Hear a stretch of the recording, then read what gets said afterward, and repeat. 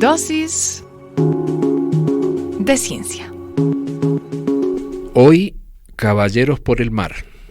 Bienvenidos a otra dosis de ciencia con el profe Mario Vázquez. Profe, bienvenido a la emisora cultural Universidad de Antioquia. ¿Cómo ha estado? Muy bien, muchas gracias. Contento de estar otra vez aquí en estas dosis de ciencia contigo, Joana. Me repite, ¿los caballeros de dónde? Caballeros por el Mar. Por el mar, pero por acá dicen que los caballeros ya se acabaron. Yo no sé. ¿Será que están por allá? Sí, todavía quedan, sí. Y siguen apareciendo. A ver. Los caballeros a los que yo hago referencia en esta dosis, ¿no? ¿Cuáles son? Concretamente John Alcock y Arthur Brown. ¿Y estos? ¿Por qué? ¿Por qué? ¿Por qué caballeros y por qué por el mar? Bueno, ellos fueron dos pilotos y navegantes de un avión con el que utilizaron un avión especial para hacer algo especial y a raíz de eso los nombraron caballeros. Ahí viene lo de la parte, eran en Inglaterra. Fueron nombrados caballeros. ¿Y qué fue lo que hicieron? Te preguntarás. ¿Y cuándo lo hicieron? Ellos son los responsables de haber realizado realmente el primer vuelo transoceánico. Todo empieza a cuadrar, todas las piezas. El título, ¿no? Por el mar. Cruzaron el mar en sentido oeste hacia el este. El 14 de junio, iniciaron su vuelo, el 14 de junio del año 1919. Y estamos hablando, mira, 1919, recordemos que no llevaba muchos años la aviación, desde los hermanos Wright, y que estábamos a finales de la Primera Guerra Mundial. En pocos años, esas máquinas endebles voladoras de tela se habían convertido también en los conflictos bélicos como elementos de observación y se empezaron a construir con la idea de hacer bombarderos, o sea, que llevaran personas que dispararan, que llevaran bombas, entonces lo empezaron a hacer cada vez más grande. Y en este caso estoy hablando del avión Vickers-Vimy, es un avión biplano y bimotor, es decir, un avión enorme, muy grande, fue creado con el propósito de lanzar bombas y era con dos motores enormes, dos motores muy grandes.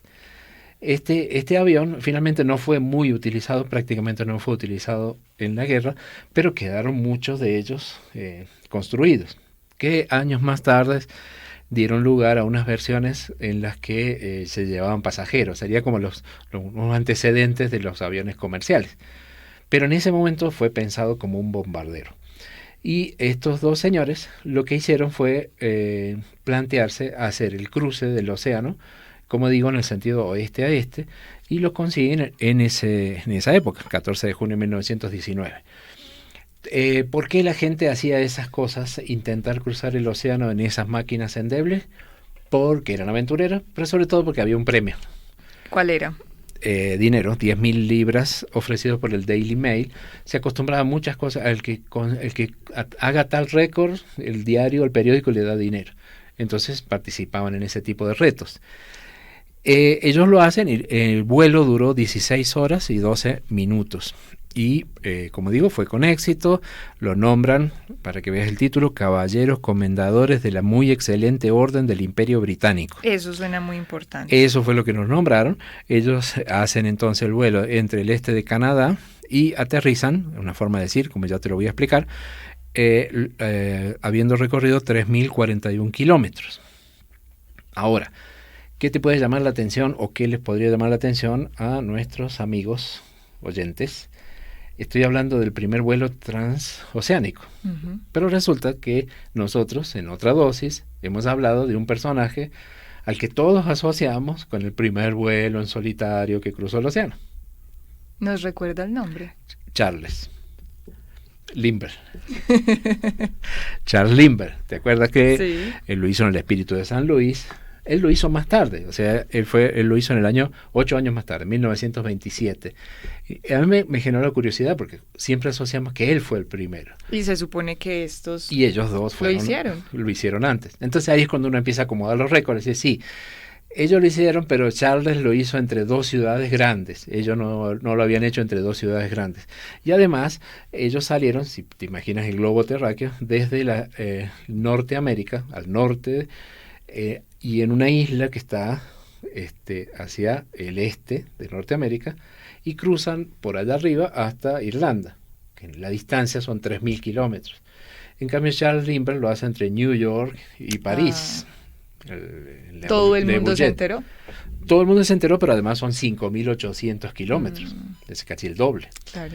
Entonces, y fue solitario. Entonces le ponen, pero que fue el primero en solitario. Él demoró más, pero lo hace solito. Y aterriza en un avión, en un aeropuerto. Ellos eran dos, en este bombardero, 8 años antes. Charles Lindbergh lo hace en un avión que tiene un solo motor, este tiene dos, y así se van encontrando esas diferencias. Ahora, el tema de este vuelo, a pesar de que fue más corto, 16 horas, pero en ese avión no es que fue algo fácil. Primero porque tenían que ponerle mucha gasolina para que aguantara, ¿cierto?, el cruce. Entonces todo lo que era arma o la zona que iba destinada originalmente a bombas, lo ponen con tanques de combustible. Eso te garantiza que tiene mucho combustible. Además, les pusieron previsores, una radio de comunicación, y ellos iban manejando al aire libre con un motor gigantesco en cada costado. Entonces le ponen un intercomunicador para que ellos puedan hablar entre sí, y como están al norte, van a atravesar eso tan feo, le ponen calefacción. Todo eso. ¿Y comida? Comida no, son 16, o sea, demasiado problema tiene como para estar pensando en comer.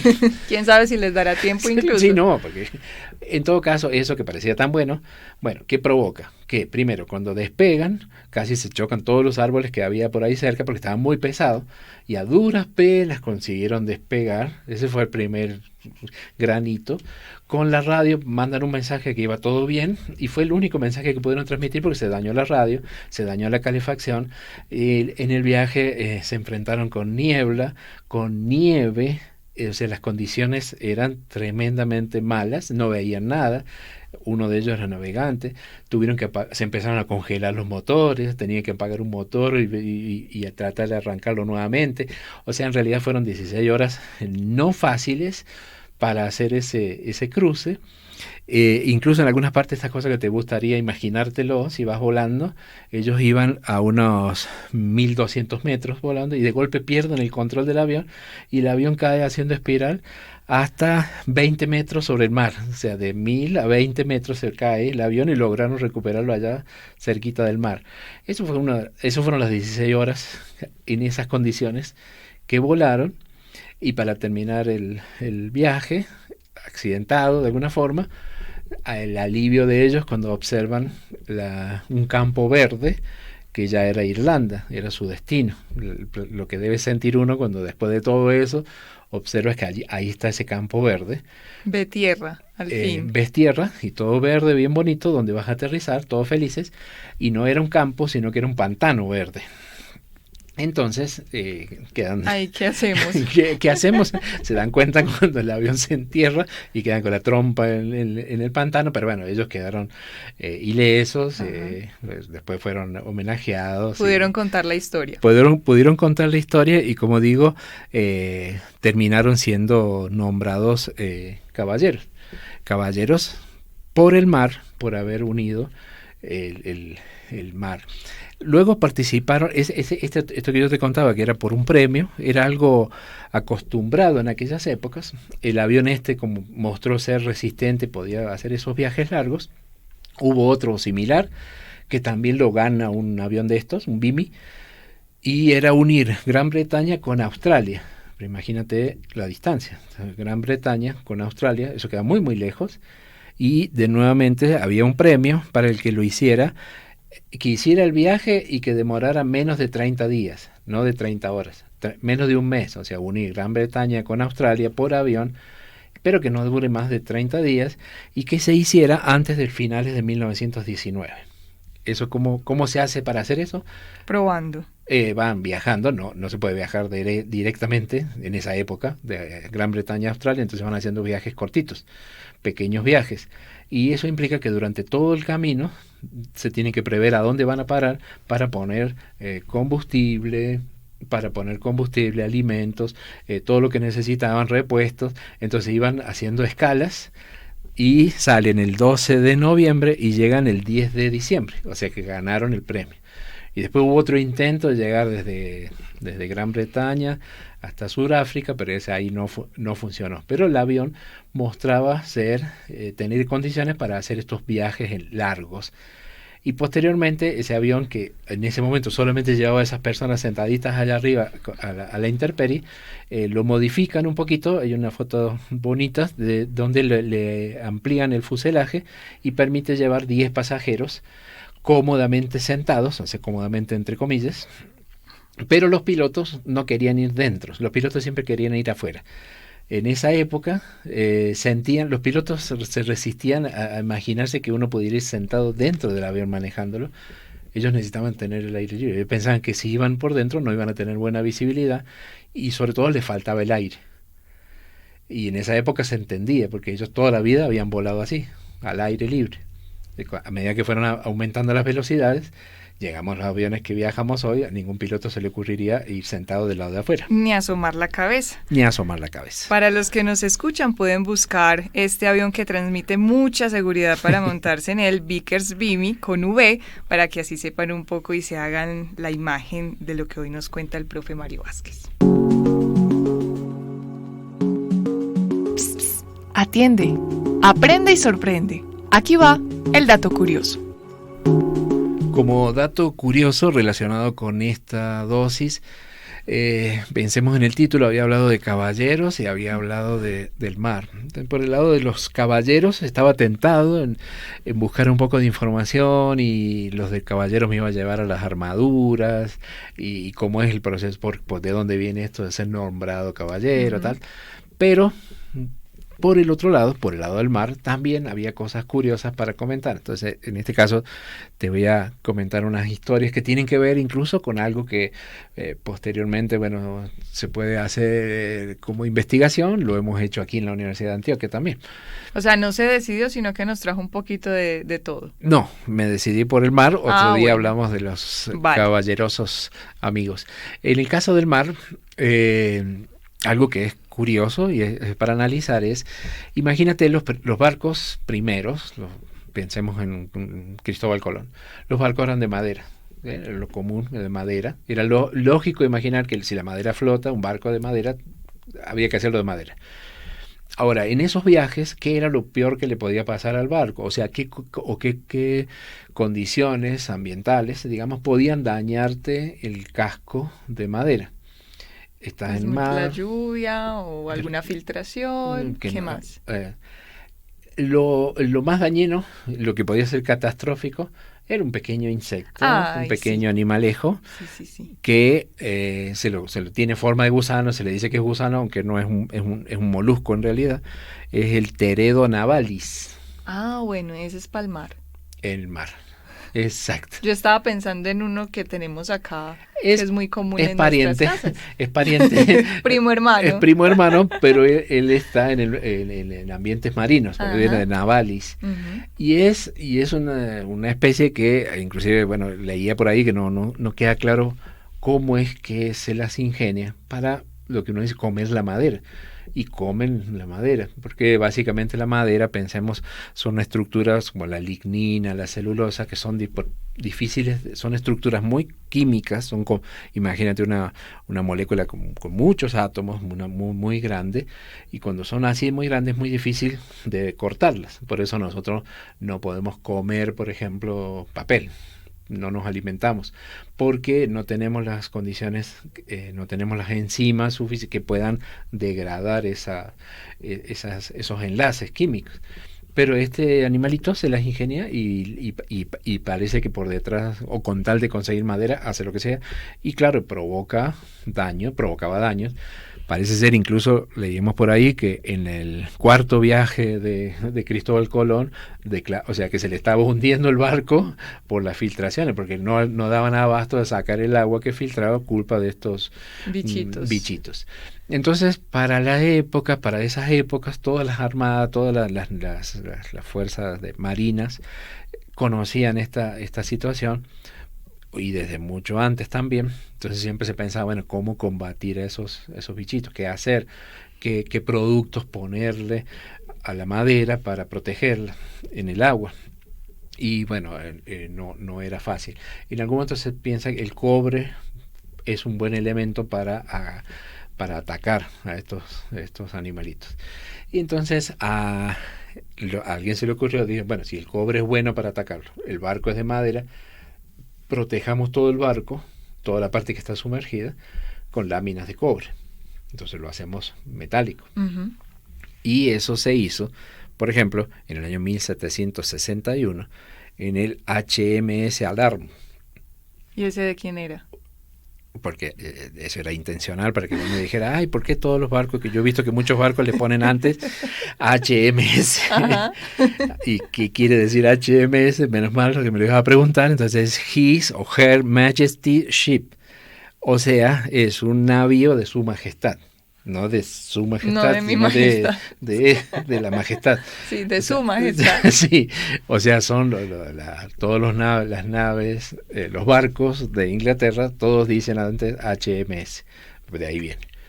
Pero estamos hablando de 1761, uh-huh. Se les ocurre la idea, pongámosle cobre al barco.